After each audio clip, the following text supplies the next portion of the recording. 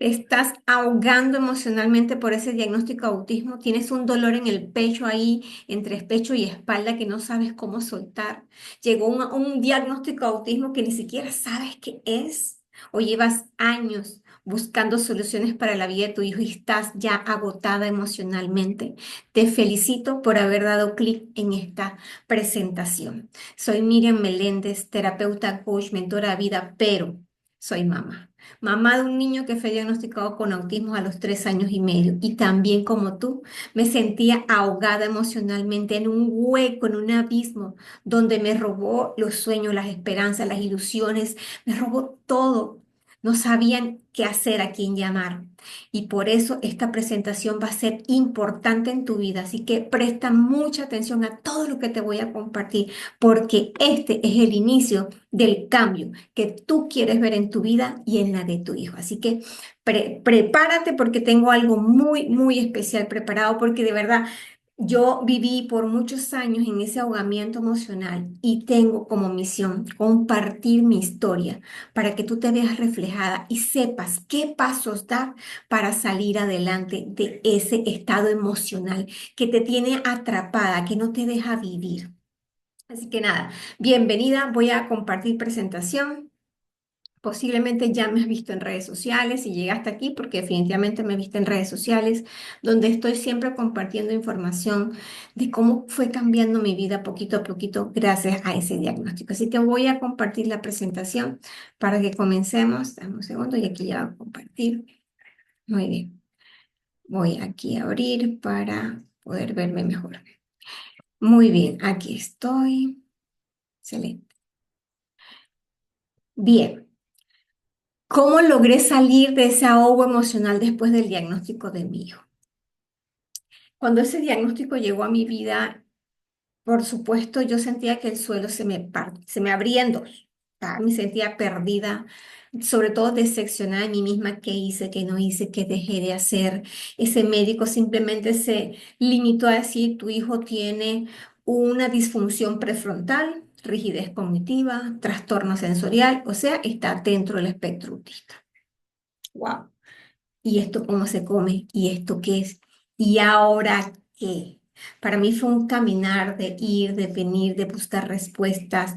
Cuando yo salí de ese consultorio, me metí en el carro a llorar literalmente, a decir, ¿y esto qué es? Y yo no lo entiendo. O sea, ¿qué voy a hacer ahora?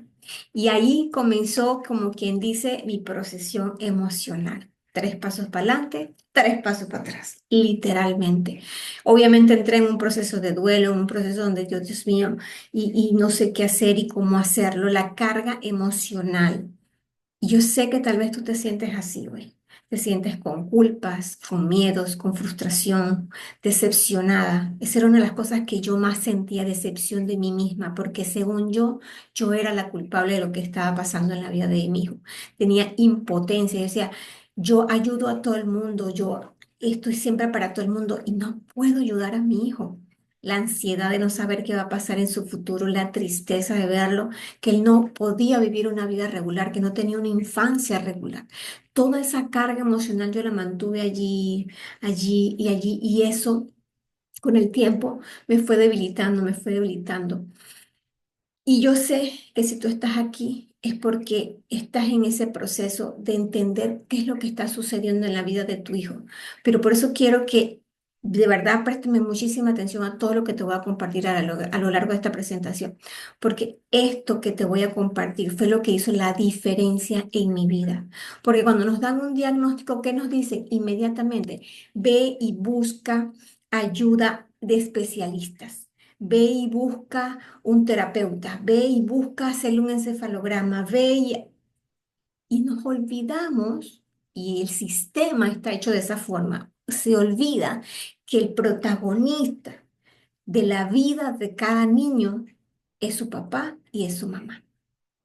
Entonces, en ese momento yo estaba quebrada por dentro, rota por dentro, pero muy maquillada, muy arreglada siempre, porque tenía que ser una mamá fuerte, porque tenía que ser una mujer fuerte, porque no podía verme vulnerable, porque me enseñaron a que yo siempre tenía que estar perfecta. Entonces, Mi proceso de esos primeros meses del diagnóstico realmente fueron muy, muy tormentosos porque yo me sentía ahogada emocionalmente, pero tenía que ir a un trabajo que era muy demandante. Tenía que trabajar todos los días, tenía que buscar la forma de dar mi mejor cara, tenía que enfrentarme sola, sin apoyo, porque me quedé sola. Su papá en este proceso decidió pues separarse y yo quedé sola como mamá soltera. Y obviamente me sentía con rabia, con tristeza, con culpa, la culpa de, por mi culpa, por mi culpa, por mi culpa, por mi gran culpa de que mi hijo no tiene una familia, de que mi hijo no avanza, de que yo no presté atención. O sea, siempre estaba comparando a mi hijo con el desarrollo de otros niños, me despertaba con ansiedad y me dormía preocupada. De verdad, fueron años muy, muy difíciles para mí que todavía miro hacia atrás y digo, wow, ¿cómo lo hice? Pero cada día tomé una decisión distinta. Y es lo que te quiero contar para que tú puedas dar. Yo te quiero dar ese paso a paso que yo di para cambiar los resultados. Cuando mi hijo fue diagnosticado a los 3 años y medio, que fue un diagnóstico preliminar, durante año y medio más o menos yo me dediqué a hacer lo que se suponía que tenía que hacer: terapia ocupacional, terapia fonoaudiología, eh, hice de todo, pero cada paso que daba no me llevaba a ningún lugar, a ningún lugar. Yo decía, ¿qué más tengo que hacer? Yo estaba haciendo, se suponía, lo que debo hacer, pero los pasos que daba, yo sentía que los hacía en vano. O sea, yo no veía ningún cambio en la vida de mi hijo. Mi niño seguía con la mirada perdida, seguía sin prestar atención, seguía sin entender instrucciones, no podía comunicarse con otros niños, no podía jugar con otros niños. O sea, era un niño que no estaba en este mundo, que hablaba, pero no tenía coherencia en su lenguaje. Y obviamente a mí me hacía de verdad sufrir demasiado. Yo siempre estaba buscando cómo solucionar el problema de mi hijo. A los 5 años me ratifican el diagnóstico de autismo. Y yo decía, pero es que se supone que ya yo hice varias cosas. ¿Por qué no avanzo? ¿Por qué no veo cambios en la vida de mi hijo? Y más allá de eso, siempre estaba yo creyendo en terapeutas y en maestros. Siempre estaba yo pensando que ellos eran los que me iban a ayudar a sacar adelante a mi hijo. Yo juraba que eso era lo único que yo tenía que hacer. Pero cada paso que di, por supuesto, fue un aprendizaje. Fue una forma de yo entender que eso era lo que tenía que suceder. Ahora, ¿qué pasó? Mi hijo empieza su escuela regular, va a kinder, primer grado, y en primer grado se ponen las cosas más difíciles. Mi hijo empieza a tener otros comportamientos, a tener comportamientos agresivos, depresivos. Golpeaba a la maestra, le pegaba a las niñas, corría por todo el salón, no prestaba atención. O sea, era una cosa que todas las semanas me llamaban del colegio, a pesar de que el colegio sabía lo que estaba pasando. Así que, o sea, yo decía, ¿qué es lo que no estoy haciendo? ¿Por qué tiene que ser tan difícil esto? Cuando mi hijo tuvo su peor crisis emocional, que la psicóloga me llama, que vaya corriendo a buscarlo, me dice, mira, usted tiene que ver qué está haciendo con su hijo porque esto no es normal. Yo, señora, usted no tiene idea de lo que yo estoy haciendo por mi hijo, los sacrificios que yo estoy haciendo por mi hijo. Me duele ver a mi hijo cómo sufre, cómo se lastima porque él se golpeaba a sí mismo. Ya, porque mi niño no puede tener una vida normal. Y obviamente ahí fue la noche oscura de mi alma. Yo, o sea, ese día que lo fui a buscar al colegio, lo encontré tirado en el piso del baño del colegio, mojado, todo sucio, se golpeaba la cabeza, me quiero morir, me quiero morir. Yo decía, mi niño tiene apenas 6 años, ¿por qué tiene que vivir de esa forma? No lo entiendo. Y nadie me ayudaba, nadie sabía qué más hacer. Yo, terapia ocupacional, fonoaudiología, sensoría, psicopedagogia, o sea, yo hacía lo que me decían que yo tenía que hacer y no avanzaba. Esa noche fue la noche más oscura de mi vida. Esa noche, ese día dejé a mi hijo en casa de mi mamá, me fui a mi casa y esa noche simplemente dije, no puedo más. Y así dije, yo no puedo más, Señor, necesito que me ayudes. Y ahí comenzó a llegar la información que tenía que llegar. Y la primera que llegó fue, o cambio yo o pierdo a mi hijo. Porque normalmente nos abocamos a atender al niño, a las especialistas afuera, al médico, al terapeuta, a la escuela, y nos olvidamos que tenemos que trabajar en nosotros. Y yo había olvidado eso. Y ahí comencé a mirar para adentro, la parte más dolorosa y la que más te confronta, porque enfrentarte a tus miedos, a tus demonios, a tus sombras, a tus fantasmas, a esa voz que me gritaba, eres una mala madre, es tu culpa. Eso de verdad fue muy doloroso para mí, el darme cuenta que había tomado decisiones que no me habían llevado realmente a lo que yo quería ver en la vida de mi hijo, a que yo había olvidado que la esencia de todo lo que estaba viviendo nacía de mí, de las decisiones que yo estaba tomando, de la forma en que yo estaba mirando el diagnóstico de la vida de mi hijo. Y ahí empezaron a moverse todas las piezas de este rompecabezas. Todo lo que había hecho por 4 años y medio empezó a tomar forma cuando yo empecé a mirar dentro de mí. Y ahí empecé a rediseñarme, a buscar una forma de vivir bien, de vivir bonito dentro del caos, de tener paz dentro del caos. Y muchas veces te digo, ¿y qué significa vivir bonito? Vivir bonito es observarme. Estas fueron las acciones que yo tomé para poder tener esa visión, esa perspectiva de lo que yo quería ver en la vida de mi hijo.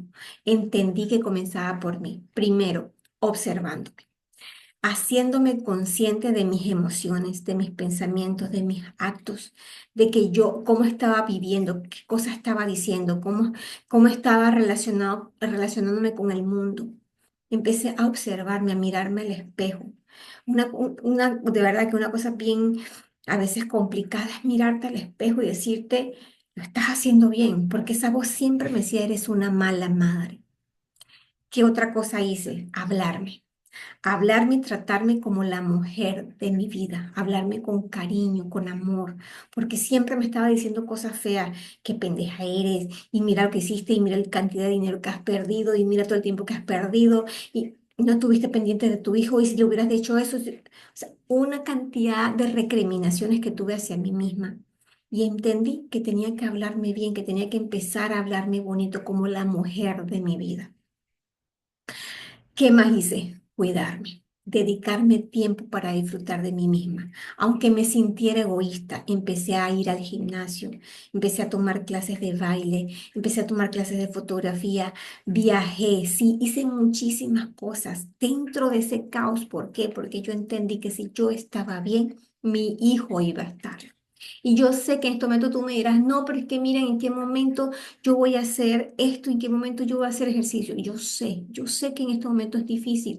Y ahí es donde yo te quiero que busques que te veas desde las posibilidades, no de las limitaciones, de que vamos a hacer un tiempo para cuidar de ti, para que tú te sientas bien. ¿Qué más hice? Entrenar a mi mente. Dejé de seguir cuentas que me hablaban solo de tragedia, solo de dolor, solo de crisis del autismo y que el autismo no iba a avanzar. Me salí de todo eso. Casi no veía nada de eso. ¿Por qué? Y me enfoqué en entrenarme, en rodearme de personas que me ayudaran a tener una mentalidad de crecimiento, de creer en mí, de creer en mi hijo, de siempre estar buscando, aprendiendo de neurociencia, de neuroeducación, de cómo aprende el cerebro, de la sinapsis, de la poda, o sea, me empecé a entrenar. ¿Para qué? Para yo tener la información y yo poder estabilizarme emocionalmente, físicamente, mentalmente y espiritualmente. Porque esto, y ahorita te voy a contar un poquito, todos los cambios que yo tuve gracias al regalo del diagnóstico de mi hijo. Entonces, estos son 4 pasitos que tú puedes empezar hoy a hacer: a observarte, a hablarte bonito, a cuidarte y a entrenar tu mente para que te lleve a lograr ese cambio que quieres en la vida. Pero siempre estaba latente en mí que yo quería vivir bonito, que yo quería disfrutar de la vida, que yo quería ser feliz a pesar de todo lo que estaba viviendo. Y había noches largas noches oscuras donde mi hijo lloraba cada madrugada, mi hijo le dolían las piernas porque tiene un tema con la circulación, donde mi hijo estaba hiperactivo a las 4 de la mañana y yo tenía que ir a trabajar el día siguiente, donde me sentía sola porque no tenía una compañía, una pareja que me apoyara. Pero yo seguía creyendo que yo me merecía vivir bonito. Y en esos años decidí sacar tiempo para mí. Y me fui de viaje. Me acuerdo que me gané un viaje a Italia. Y ese día yo dije, bueno, un viaje a Italia, Dios mío. ¿Por qué? Porque estaba yo tratando de estar en esa sintonía de estar bien yo para estar bien para mi hijo. Y me gano un viaje a Italia y digo, ¿y si me voy a París y cruzo el charco? Y me fui a París. Y esa es otra historia que te contaré en otra ocasión, pero me fui a París gratis. Me gané el viaje a Italia y me fui a París gratis porque ya estaba incluido en los gastos del viaje que estaba para Italia. Y ese tipo de cosas, pero a pesar de eso me fui con cargo de conciencia de que estaba dejando mi hijo. Pero me fui. Me fui a Italia, me fui de crucero, me fui a Miami, pero en cada uno de esos viajes que hice, siempre había el sentimiento de culpabilidad, el comprar regalos para no sentirme egoísta, el cargo de conciencia de dejar a mi hijo en casa con otra persona. Pero aún así lo hice. Y todas esas cosas me suponieron que yo hoy pueda estar detrás de estas cámaras porque entendí que la mejoría y la evolución del diagnóstico de mi hijo dependía de mí, de que yo estuviera bien. ¿Sí? Así que esa es un poquito mi historia y ahora quiero darte estas herramientas para que tú comiences hoy mismo a hacer cambios en tu vida. Ya te di 4 acciones. Observarte, hablarte, ay, se me fue la otra. Observarte, hablarte, vamos a regresar para que las veas, cuidarte y entrenarte, ¿sí? Ahora, ¿qué es importante? Esas 4 acciones las vas a hacer basada en estos 4 pilares, en estos 4 templos de bienestar. Yo en el proceso aprendí que yo tenía que cuidar de mis 4 templos, que yo tengo la fuerza, el poder oculto, que Dios vive dentro de mí y que yo puedo sacar adelante a mi hijo. Y eso fue lo que hice y lo sigo haciendo, por supuesto, porque en otra charla te contaré la historia de mi hijo y cómo está hoy. Pero aquí te quiero hablar de los 4 templos de bienestar. El primer templo que es importante que tú empieces a cuidar, tu templo de salud, tu templo de cuidado personal. ¿Por qué? El templo físico. El templo físico es vital. ¿Para qué? Porque si no estamos bien físicamente, no estamos bien de salud, no vamos a poder estar bien para nuestros hijos. Entonces es sumamente importante que comas bien, que te alimentes bien, que duermas bien, que hagas ejercicio. Yo sé que me vas a decir, pero es que miren en qué momento. Eso, cuando uno empieza a mentalizarse, el tiempo aparece. Y es lo que poquito a poquito tú vas a ir aprendiendo en este proceso. Así que es sumamente importante cuidar ese pilar y ese templo. El segundo templo que es importante también cuidar es tu mente. La mente es una vagabunda y ella te va a llevar por los peores escenarios que te puedas imaginar. Para la mente es real lo que estás pensando o lo que estás viendo. Entonces es sumamente importante que tú seas muy consciente de los pensamientos que tienes, que tú escojas tus pensamientos a diario. Así como yo escogí esta ropa para hacer esta grabación, yo quiero que tú escojas tus pensamientos todos los días, porque de eso depende que tú avances en tu vida. Tercer pilar importante, tercer templo, tus emociones. Las emociones son tu brújula. Te están diciendo algo, te están mostrando algo. Yo no entendía cuando el diagnóstico de autismo de mi hijo llegó, yo no entendía lo que me estaba diciendo. Yo no entendía que tenía que mirar para adentro, que darme el espacio para llorar, para gritar, para patear, para maldecir, incluso para gritar. Darme ese espacio. Yo no lo entendía hasta que entendí que yo tenía que buscar esos espacios y darme esos momentos, aislarme del dolor. Y lo hacía en mis viajes, lo hacía como me iba una vez a la semana a comer conmigo nada más. Me iba una vez al mes al cine. Siempre estaba haciendo algo solo conmigo, ¿ok? Para cuidar de mis emociones. Siempre observándome, hablándome. A ver, Miriam, ¿por qué sientes esto? y por qué esta persona te hace sentir esto y esta emoción de dónde tú crees que nace. Y empiezo a observar mis emociones. Cuarto templo o cuarto pilar, el pilar espiritual. Y ese pilar no se trata de religión, no se trata de iglesia, no se trata de Biblia, se trata de que tu espiritualidad es tu conexión contigo, con Dios, con el universo, con la energía, en lo que tú creas. Es la conexión que tienes contigo, saber que tu espiritualidad es parte de esta vida y que estos cuatro pilares son un balance, de que tú puedas lograr, ¿cómo se dice? Encarnar, de que Dios vive dentro de ti, que tienes una fuerza poderosa, un poder infinito dentro de ti. Y estos pilares me sostuvieron a mí, me siguen sosteniendo al día de hoy para lograr equilibrar mi vida. Muy bien. Aquí te quiero compartir, durante todos estos años que he aprendido muchísimas cosas, porque aparte que soy una mamá que sacó adelante a su hijo, que hoy es un niño graduado a la vida, que hoy es un niño que va a la escuela regular, tiene amigos, tiene una vida regular. Eso sucedió porque yo cuidé de mí y porque también hice otras cosas que te voy a contar en otra exposición. Pero aquí te quiero compartir cuál fue la filosofía en la que yo trabajé todo el tiempo. Todo el tiempo estaba trabajando en esa filosofía para poder cuidar de mí. Lo primero es saber que yo estoy integrada a todas las áreas de mi vida, que yo tengo que tener un balance en mi vida, la armonía, la unidad. Mi cuerpo, mi mente, mis emociones, mi espiritualidad tienen que estar en armonía, en unidad. Segundo, la N de naturaleza psíquica. Aceptar que cada proceso tiene su ritmo y su evolución. Cuando yo estaba en los primeros años del diagnóstico de Iván, yo no veía la luz al final del túnel. Yo decía, ¿en qué momento? ¿Cuándo mi hijo va a avanzar? Yo no veo que avanza, estoy cansada, ¿cuánto más? Bueno, yo entendí que el ritmo y el ciclo, la vida es cíclica. Ahí estoy arriba, a veces estoy abajo, a veces estoy arriba.